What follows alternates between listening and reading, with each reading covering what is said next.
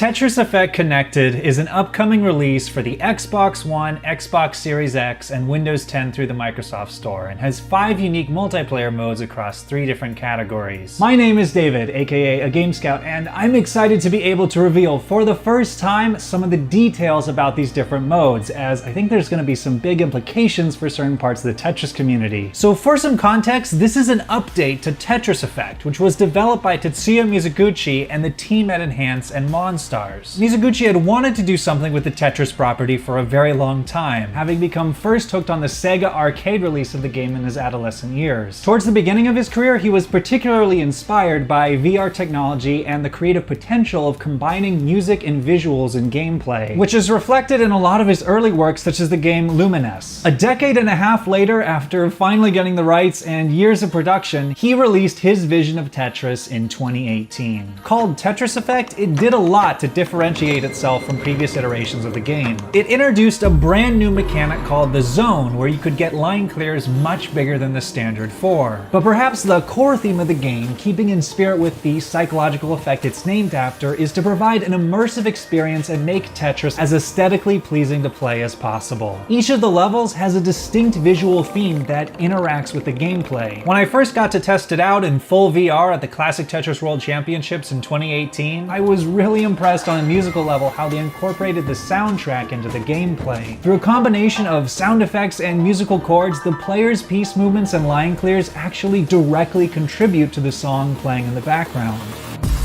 Despite all of its features, there was one thing the original Tetris Effect didn't have: a multiplayer mode.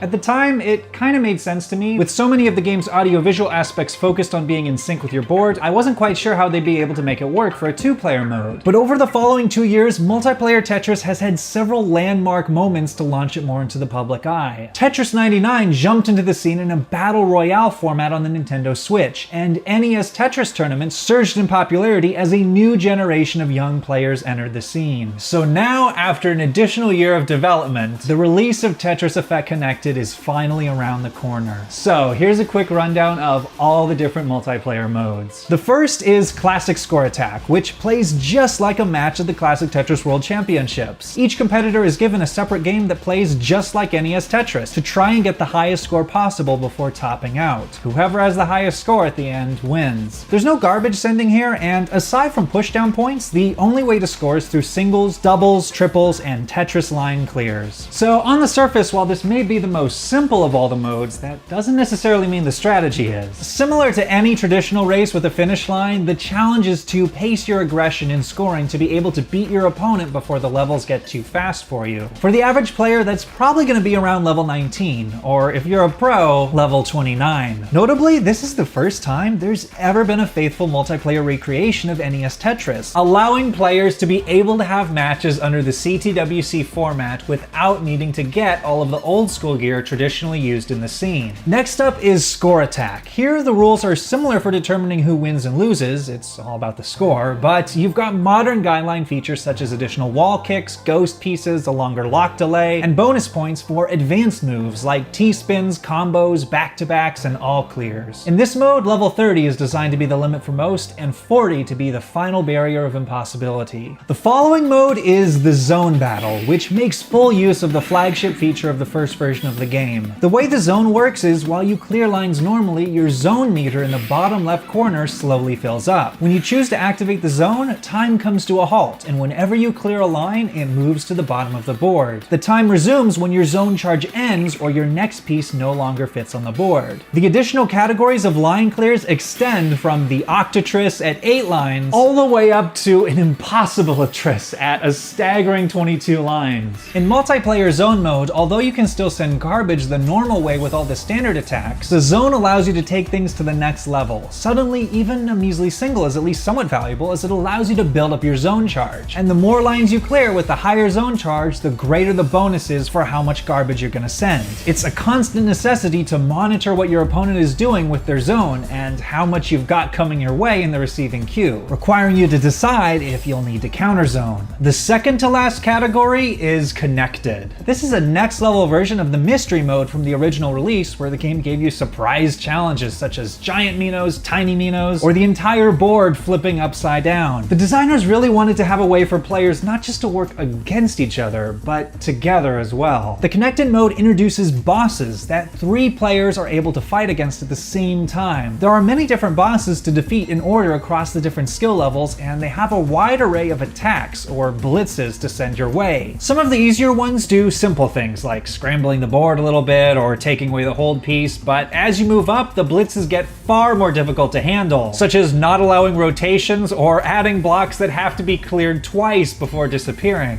But the players have a way to fight back. As they clear lines, the connected meter below them fills up, and when it's fully charged, they enter a special version of the zone, where time stops and all the matrices fuse together. Each player takes their turn dropping pieces into place, and special purple magic Minos help aid the process along by pushing down any blocks below them until there are no gaps left. This launches attacks of white garbage that gets sent to the bottom of the boss's screen. When the boss tops out, it's been defeated. And finally, in a special version of Connected mode that only goes live for a single day out of the week, a 4th player is able to play as the boss. When you're the boss, you have to strategize between attack and defense mode. You attack by filling up your blitz meter that sends out one of a few different blitzes depending on what boss you're playing as. Switching to defense is the only way to clear away the white garbage sent by the other 3 players from the zone. As you play games across all these various modes, you unlock various guardian avatars and move ever closer to the mysterious Tetramidion at the center of the cosmos. I've had a lot of fun playing all the different modes, and I'm really looking forward to seeing what all the big names in Tetris are going to be able to do with this game once it comes out. Over the next 2 weeks, there will be some deep dive videos on several different modes, along with some special guests along the way. So I'll see you guys then. Tetris Effect Connected comes out on November 10th.